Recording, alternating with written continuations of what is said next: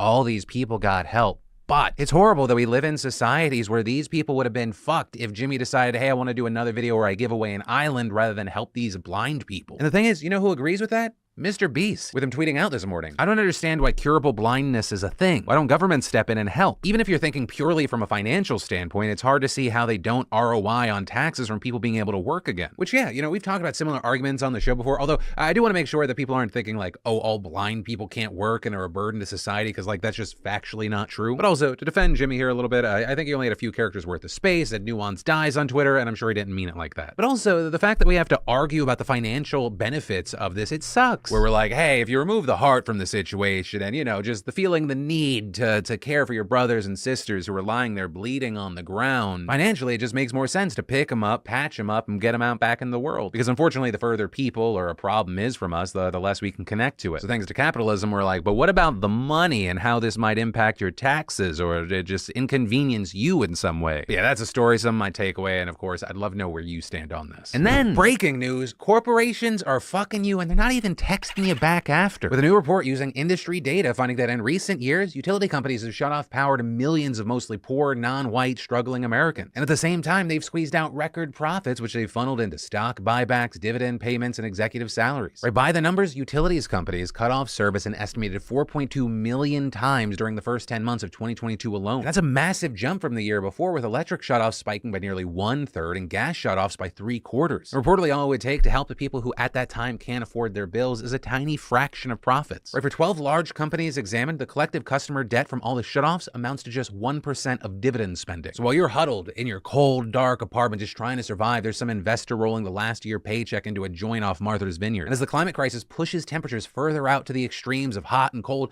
people are only going to need more heat and AC, which will then drive up the prices, and the problem just gets worse and worse. And then, if you're in the online dating scene in Oregon right now and you see this guy, swipe left. Right, because that is 36-year-old Benjamin Obadiah Foster, and he is suspected of kidnapping and torture, with police kicking off their search for him last week after they found one of his alleged victims bound, unconscious, and near death. And this reportedly is not his first rodeo. He allegedly tied up his girlfriend back in 2019 and beat her viciously for 2 weeks, but was then convicted on lesser charges and released from prison 2 years ago. And even before that, he was charged with domestic violence, battery by strangulation in 2017. And the thing is, right now, while he's on the run from the authorities, he's reportedly using dating apps to lure unsuspecting women into helping him escape or potentially to find more victims. Also, police saying they may have shaved or dyed his hair, so he might not look exactly like he does in this photo. But if you do see anyone resembling that face, do not engage with him because he may be armed and dangerous. Just contact the authorities. And especially if you're in Oregon or in nearby states, share this guy's photo on your socials. You may be part of the reason this monster gets arrested, or you keep someone safe. And then, you know, if you have kids or you're still a kid at heart, you know how hard it can be to get them to eat all the foods that they're supposed to, like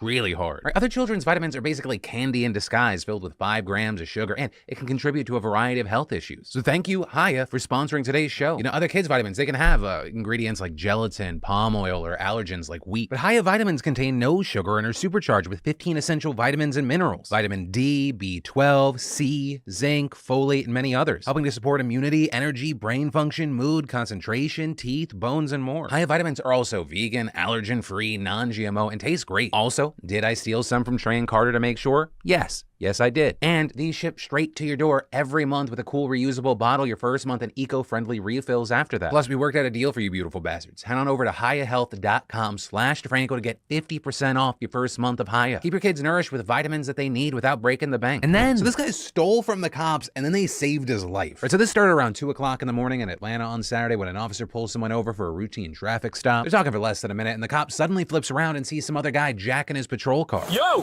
back up! Get out of the car! Here! 1410, someone just got in my patrol car. He takes it, books it down the highway with the emergency lights flashing, and he makes it about 8 miles before losing control in an intersection and flipping onto these railroad tracks, with the cops then catching up to him and scrambling to pull him out the broken front window as they hear the train horn blaring in the distance. They know they don't have much time, they're doing it, and they eventually drag him from the wreckage mere seconds before the impact.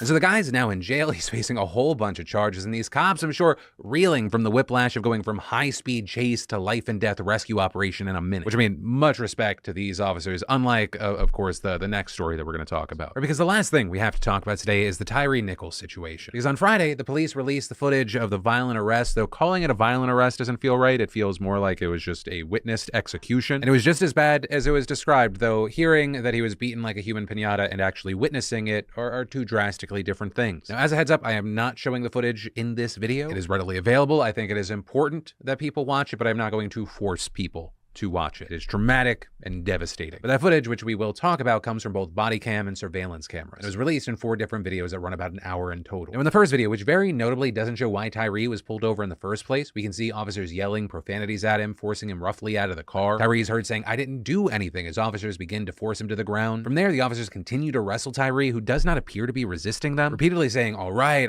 and trying to comply with them, even as they shout a ton of different orders at him. Or they tell him to get on the ground when he's already there. They're telling him what to do with his hands while they're holding them. And the entire time they're holding a taser, saying over and over again that they're going to tase him, also threatening other violence. With Tyree seemingly trying to comply with the confusing and simultaneous overlapping orders. Also at this point, officers reportedly sprayed pepper spray in Tyree's face, but Tyree was able to get up and run away, with one officer unsuccessfully deploying a taser to try and stop him. They then chase him, more getting called up. They eventually catch up with him. Video also catching this interaction between police who remained at the first location. I hope they stomp his ass. And from there was a second video, which was recorded by a security camera on a pole without sound. Meanwhile, the third and fourth videos were taken from different police body cams, and while some of the footage on the ground is obscured or not shown entirely, they do both provide audio. And from there, we see the officers quickly take him to the ground, hitting him as they try to restrain him. One officer repeatedly pepper sprays Tyree, who can be heard screaming in pain and calling out, "Mom, mom, mom." And notably here, lawyers for Tyree's family say this happened just 100 yards from his family home. The officers are then seen kicking and beating Tyree. A fourth officer then arrives with a baton and begins to strike him, with the officers alternating holding his arms and violently punching his stomach and head repeatedly, even as he's clearly restrained. With Tyree eventually handcuffed and dragged to one of the officers' cars, where he's propped up in a sitting position. He is in clear need of medical attention, groaning and pain. But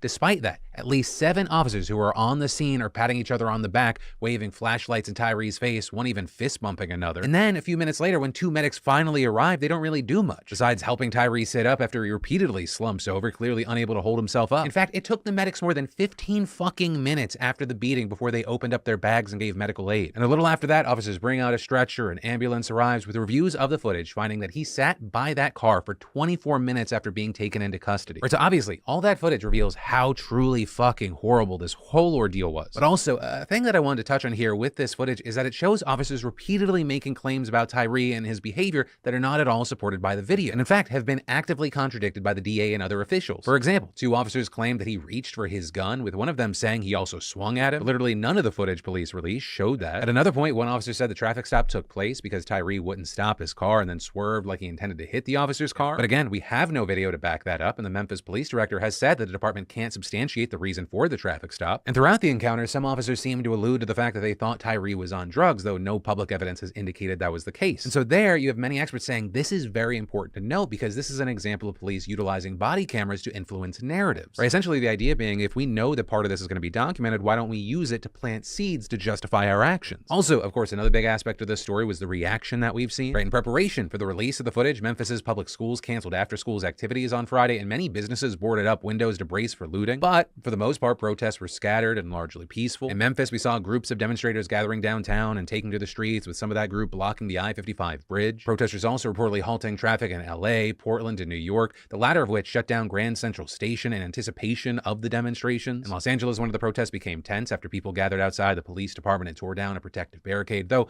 none were arrested. Meanwhile, officials said that 8 businesses were vandalized and 1 person was arrested during demonstrations in Hollywood. Seattle, DC, Atlanta, other major cities also seeing people taking to the streets. But again, the nationwide violence that many were bracing for never materialized. And so, with this situation, we saw a lot of people calling for police reform, saying the way police responded both during and after the violent incident, right? The things like, I hope they stomp his ass. That all that shows is a much broader problem of police tactics and their failure to follow any kind of standardized rules. And actually, to that point, after the release of this video, police director Director Saralene Davis announced over the weekend that the department would be disbanding the Scorpion unit that the 5 officers fired and charged with Tyree's death belonged to. With that unit, which is short for Street Crimes Operation to Restore Peace in Our Neighborhoods, was launched in 2021 to tackle rising crime in the city, consisting of about 40 officers that would drive around, sometimes in unmarked cars and wearing plain clothes, making traffic stops, hundreds of arrests, and seizing weapons. And while Davis initially said she believed that the unit was effective at reducing crime and didn't want to disband it, she changed her mind after pressure from the public and Tyree's family, with the police saying in a statement, "While the heinous actions of a few cast a cloud of dishonor on the title Scorpion, it is imperative that we, the Memphis Police Department, take proactive steps in the healing process for all impacted." Now, on that note, many have argued that while this is a good first step, it's just that.